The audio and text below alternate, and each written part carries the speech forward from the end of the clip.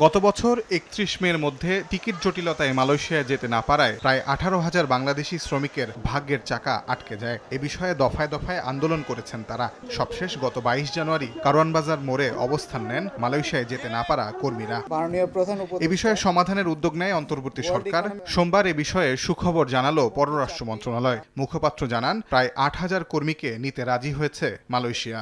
মালয়েশিয়ার পক্ষ তাদের প্রাসঙ্গিক স্টেক হোল্ডারদের সাথে তথ্য যাচাই করে প্রাথমিকভাবে 7,964 জন শ্রমিকের একটি তালিকা সম্পর্কে অবহিত করেছে, যাদের তারা প্রথম পর্যায়ে মালয়েশিয়ায় প্রবেশের জন্য যোগ্য হিসেবে চিহ্নিত করেছে। এদিকে ভারতের বেঙ্গালুরুতে বাংলাদেশি নারী ধর্ষণের ঘটনায় দূতাবাস খোঁজ নিচ্ছে বলে জানান পররাষ্ট্র মন্ত্রণালয়ের মুখপাত্র। বলেছেন, আমাদের সংশ্লিষ্ট মিশনকে জানতে চাইতে বলা হয়েছে যে ঘটনা কি, তাদের কাছ থেকে বিস্তারিত রিপোর্ট পেলে আমরা এটা জানাতে পারবো। এছাড়া পলাতক সাবেক প্রধানমন্ত্রী শেখ হাসিনাকে ফিরিয়ে আনতে রেড অ্যালার্ট জারির বিষয়ে জানা নেই পররাষ্ট্র মন্ত্রণালয়ের। মিশনকে এই বিষয়ে নির্দেশনা দেওয়া হয়েছে।